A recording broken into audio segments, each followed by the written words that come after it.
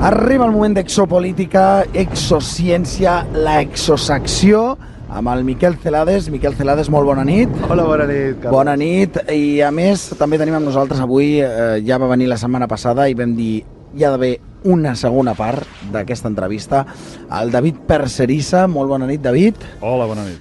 Anem a recordar una miqueta a tots els oients què passava la setmana passada en aquesta secció, la exosecció. Y es que básicamente, David, tú nos traías un microchip que le quitaron, no, bueno, a ver, supuestamente un microchip en un principio, porque ya te veo que pones cara de... Sí. Pero supuestamente es, al menos el médico que trató a tu abuelo, no supo decir de dónde venía eso, que era una cosa muy extraña. Y hablamos con él hace 3 o 4 días y nos lo confirmó. O sea, nos reconfirmó de que efectivamente él habla de algo artificial. Sí, hablasteis con el médico, ¿no? Sí, tengo que decir, Carlos, que estuvimos, hablamos mucho más de este tema en otros... programas y en otras cosas, y hablamos con el médico a ver si quería salir a antena. No quería salir. No, el hombre es muy conocido allí en Manresa y bueno, dijo que no, pero por otra parte dijo, pero oiga, a ver, que yo certifico todo lo que vi, todo, o sea, que yo le saqué esto, que yo... Él va a cooperar. Él le ves una actitud cooperativa importante y está dispuesto a responder a todas las preguntas que le hagamos, y nos va incluso a dar copia de la ficha. Y nos confirmó que la detección del objeto tuvo lugar en el 96, pero la extracción fue en el 2000. Y nosotros nos quedamos con ese tema. Luego también hablamos mucho de los Anunnaki, recordemos, ¿no? De esos primeros dioses, entre comillas, que es como se hacían llamar ellos, que vinieron aquí a nuestro planeta, precisamente, pues, que fueron los, supuestamente, según Sitchin, los que consiguieron que se hiciera la raza humana, esa hibridación, que al final, pues, resultó ser nosotros mismos, ¿no? Y a mí me gustaría, volviendo al tema de tu abuelo, ¿vosotros notáis, o él nota una diferencia en el momento en que se le extrae ese objeto extraño?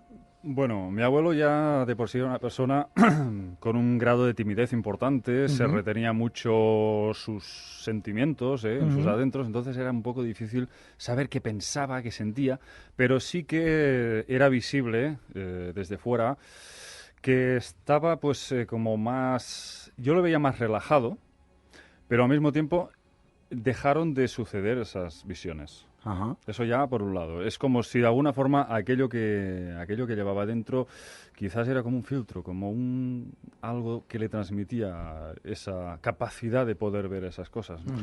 Porque la abuela dormía en una cama de al lado y no percibía nada.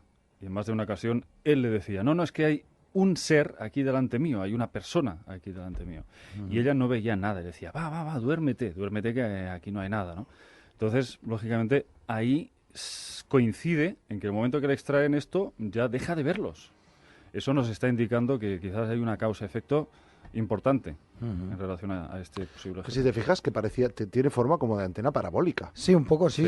Lo colgamos las fotos colgadas aquí en el Facebook de La Nit de l'Ornitorinc, en Facebook están las fotos, y sí, realmente es circular, és muy pequeño. També podreu veure la foto a la pàgina web www.lanitdelornitoring.com. Allí també hem penjat la foto, Molt bé. No, lo que pasa es que hay que quitarle la cera, obviamente, ¿no? Y tal. Pero también, bueno, estamos hablando de que ya tenemos incluso unos señores en un laboratorio, ya te lo comenté, David. Sí, yo estoy deseándolo. Sí, que además se han interesado mucho por el tema, son de Andorra, tendremos que ir a Andorra, y que ellos pues quieren analizarlo, y bueno, delante nuestro también, ya les he dicho que bueno, con una cierta reticencia, que no desaparezca sobre todo, porque realmente es una cosa muy pequeña, pero es una cosa muy grande lo que tenemos delante. Es lo que iba a decir, claro, a simple vista dices esto es minúsculo, pero a nivel microscópico es algo gigantesco, y no hay que olvidar que la tecnología más avanzada se almacena siempre en estos dispositivos tan pequeños. Mira, precisamente hablando del tema de la cera en este microchip, Identidad Genérica nos decía a través de nuestro Facebook, avui teniu exocosas, hoy tenéis exocosas, ¿verdad? Pues aprovecharé para comentar que la semana pasada me quedé maravillado y con las ganas de comentar una cosa. Él se quedó alucinado, dice, ante la inmensa capacidad deductiva que puede llegar a civilizaciones alienígenas con capacidad de viajar por la galaxia a partir de lo que él humildemente definiría como un grumito de mierda hablando de nuestro planeta, Sí, ¿no? sí, Que sí, ¿por sí. qué se tendrían que interesar esos extraterrestres en nuestro planeta? Ya lo estuvimos hablando un poco, que vinieron a buscar ese oro de Y de nuestro rebote, planeta. y de rebote nos fabricaron genéticamente para utilizarnos. Ujú. Y mira, precisamente dice, y hablando del tema del microchip que está envuelto en cera y que tampoco queríamos pues estropearlo, ¿no? Dice que la cera se funde a 50 grados y poco y que en todas las farmacias tienen una serie de disolventes que no son nada agresivos. Lo que pasa es que, claro, supongo que a ti te da miedo, ¿no? Que le pueda ocurrir Sí, algo, ¿no? me han propuesto mucha gente hacerlo, fundirlo al baño María y cosas por el estilo, pero yo no me atrevo a hacerlo porque incluso la propia cera puede recubrir una sustancia, que es lo que el otro día también comentó Miguel, que podría tener pues fibras nerviosas o tener algún tipo de sustancia interesante, O sea, bajo un estamos punto hablando de vista de de que podría químico. ser biotecnología en este caso, ¿no? Es para crear una capa aislante y para que no haya un rechazo. Claro, es que en fíjate, el cuerpo. Carlos, de que con todas digamos, los implantes que ha tenido la gente y todos los que se han sacado, porque este no es el único, ¿no? Por cierto, tengo que decir que la foto que hicimos aquí le ha dado la vuelta, vamos, te diría a todo el mundo hispanohablante, ¿no? Porque ya está colgado en un montón de sitios, ¿no? Digamos, ni un solo implante causa rechazo. Entonces, bueno, y ni sale tampoco en el rayos X. Solamente a través de ultravioleta se puede ver, pero se puede ver la cicatriz que tienes como un líquido, que es un poco lo que hacen ellos para... Bueno, lo que presuntamente hacen ellos, hablemos con propiedad, para cerrar la herida de forma inmediata, ¿no? Pero fíjate que ninguno, ni uno solo, o sea, no se enquista, no nada. Entonces, los estudiosos dicen que siempre lo recubren de un material biológico Sí. que es de tu propio ADN.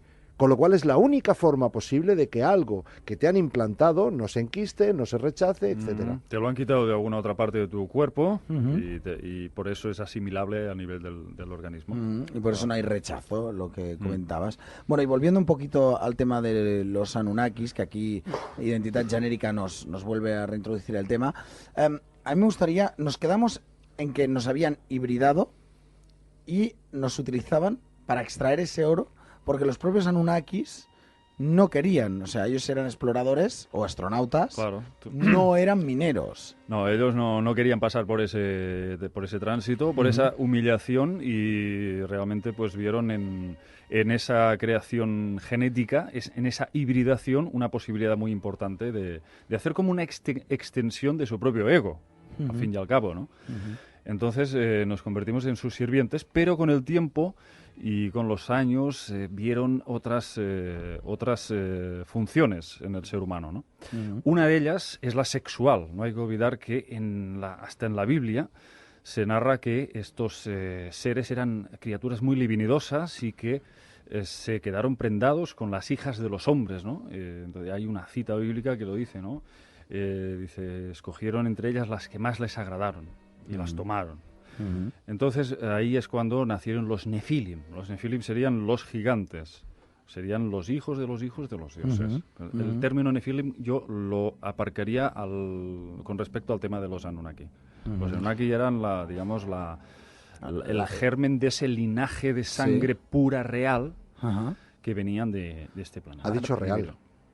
Recordemos que los Anunnakis en un principio tienen una imagen reptiliana, ¿no? Son tirando a reptiles. Bueno, hay un montón de discusiones ahora mismo, hay una polémica enorme en torno a este tema.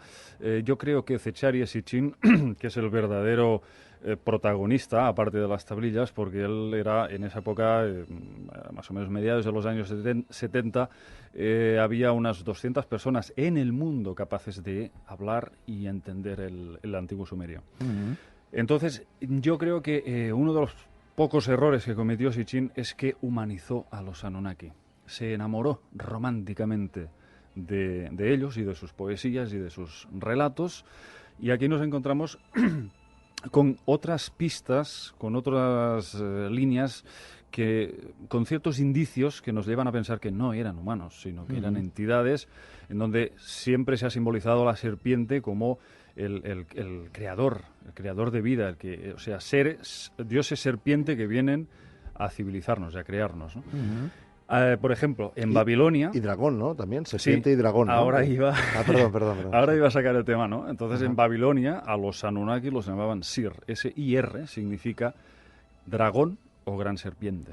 Ajá. Y te encuentras un montón de indicios en todas las culturas de la Tierra, ¿no? Por ejemplo, en Japón, los dragones, la serpiente emplumada Quetzalcóatl, Sí. que aún hoy De México. muchos nativos lo están esperando, el regreso de Quetzalcóatl. En todas partes, en Centroamérica, chinos. por ejemplo, los denominan hombre serpiente, en la India los nagas. Claro, encontramos un montón de entidades que parecen venir, o sea, son lo mismo. Ahí llegó, en esa conclusión, Zecharia Sitchin. Los Anunnaki civilizaron el resto de civilizaciones del mundo. Solo cambiaron los lenguajes, los nombres, las máscaras o los disfraces, pero ellos estaban detrás de las otras divinidades. Aquí tenemos a San Jordi también, luchando con el dragón. Contra un dragón también, sí, curioso. Siempre la serpiente devorando al hombre. ¿Y en qué momento esos Anunnakis, digamos, de forma masiva, abandonan nuestro planeta? No, está claro que hay muchos, o se dice, ¿no?, que aún están entre nosotros, es una de las... Bien, en los textos, según Sitchin, concretamente en el año 2024 a.C., hay una guerra, la famosa guerra de las pirámides, que, bueno, cuando él empieza, por ejemplo, el libro La guerra de los dioses, dice, y las guerras de los dioses eran también las guerras de los hombres. Lo que sucedía en el cielo tenía unas consecuencias en la tierra, ¿no? Si los dioses no se llevaban bien, los hombres tampoco. Y de ahí viene y nace todo el punto de discordia que siempre ha habido en la tierra y que creo que se prolonga hasta el día de hoy, todo esto. No hay que olvidar que las tierras de Sumeria, que es donde hoy está Irak, es precisamente donde siempre han habido grandes conflictos bélicos y grandes intereses políticos, y no solamente por la extracción del petróleo. Hay muchas otras cosas por ahí. Se están hablando de portales estelares, se está hablando de tecnología que estos supuestos Anunnaki aún tendrían albergando en las entrañas de la Tierra, en bases subterráneas, y que estos, los que están detrás o por encima de la política estarían interesados. Un gobierno en la sombra, clandestino absolutamente, que estaría interesado en apoderarse de estas tecnologías, ¿no? Entonces, no todo es petróleo, ¿eh? Eso hay que decirlo. O sea, la más gente se allá. cree siempre que vale. Mucha gente puede llegar a aceptar que el derribo de las Torres Gemelas fue una operación encubierta para luego apoderarse de esas tierras y justificar la guerra y todo eso. Pero detrás hay muchísimo más. Más que el petróleo. Cuando entraron en Irak, al primer sitio que fueron fue al Museo de Bagdad.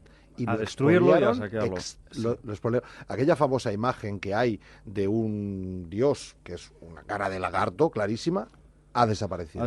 Desaparecieron 170.000 objetos. 170.000 objetos. O sea, Eso fueron lo tirando denuncio yo. las puertas, digamos, con un tanque directamente. O sea, Directamente, fueron a saco, sí, a sí, por sí. ello. O sea que- Y eso también responde mucho a esas incomprensibles maniobras militares en las que en medio del desierto estalla una bomba. Dices, ¿y eso? ¿A qué viene eso? No, ¿Por qué? son pruebas militares. Tal. No, realmente ahí debajo hay una biblioteca que ellos sabían perfectamente, porque a través de los satélites tienen una tecnología para ver qué es lo que esconde la Tierra debajo, y lanzan estos proyectiles para destruirlo, para derribarlo, para que la arqueología ni siquiera pueda llegar a conocerlo. ¿Y por qué? ¿Qué interés hay en que no se conozca todo esto? La historia prohibida, que es un poco lo que estamos hablando ahora, de que somos parte de una manipulación genética y de que siempre hemos estado gobernados por entidades ultrapoderosas, sobre todo a nivel psíquico, y que controlan este mundo. Entonces esto parece ciencia ficción, pero cuando empiezas a leer estos textos de hace tantos miles de años, te das cuenta que de ciencia ficción nada de nada.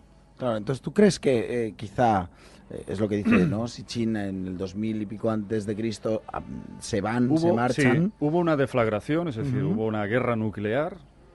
Hay varios indicios de que esto fue así. Hay rocas fundidas que se han encontrado y tal. Las arenas quedaron vitrificadas. Luego también se habla de que toda esa zona de Sumeria, que hoy en día es todo desierto, en esa época de desierto nada. Ajá. Era Bueno, estaba entre el Éufrates y el Tigris, el jardín del Edén, por decirlo de alguna forma. Ahí había un florecimiento de vegetación impresionante. Sitchin aboga de que en parte ha sido debido a esas explosiones nucleares que diezmaron la vegetación, lo diezmaron todo. Y ahí hay un libro entero que se llama el libro perdido de Enki, Sí. Lost Book Enki, es una de los últimos trabajos que hizo Sitchin, Sí. y en esa obra representa que está de alguna forma escrita con puño y letra del propio Enki, el creador del ser humano, que era un ser benévolo. Ahí se explica cómo fue todo este proceso y habla de estos vientos radioactivos que diezmaron la población en pocos minutos.